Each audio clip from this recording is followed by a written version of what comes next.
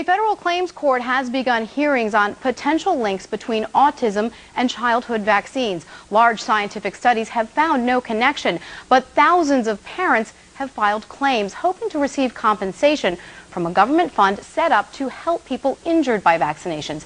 And here to discuss the science at the heart of these hearings is Dr. Stephen Shelov, Chairman of Pediatrics at Maimonides Medical Center. Dr. Shelov, thanks so much for joining us today. Pleasure to be here.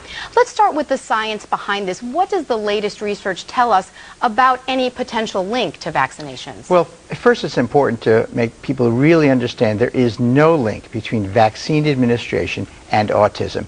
And there have been a number of very reputable organizations, Institute of Medicine, the CDC, Academy of Pediatrics, a host of others that have not come up with a link. And it's important, parents, not to stop immunizing your child. And yet so many parents do feel very strongly, that there is a link. Well, I can't blame them because they're looking for something that's going on that's caused this really horrible thing to happen to their kids. It's caused difficulties at home, family interactions, but it's not vaccines. We've got to keep looking for what the real cause is. Well, then what are some of the other causes that are possible causes, I should say, that are being considered? Well, I think there's a host of different things. The environment, toxicity, whether it's medications, things in the food perhaps, environmental exposures that we don't know about.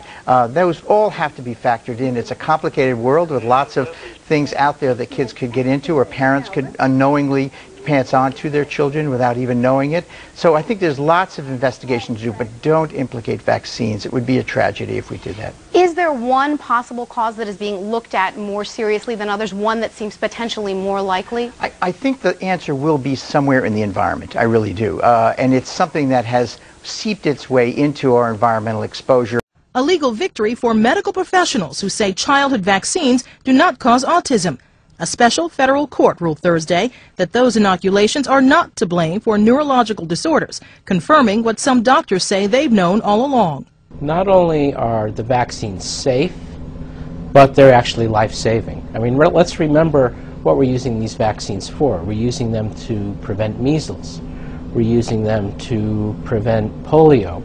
We're using them to prevent pertussis, otherwise known as whooping cough. We're using them to prevent tetanus.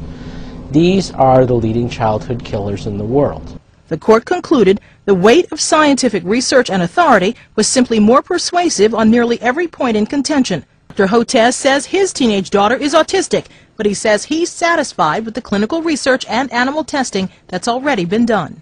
And what's quite clear is that autism is a genetic condition. It's a genetic disorder.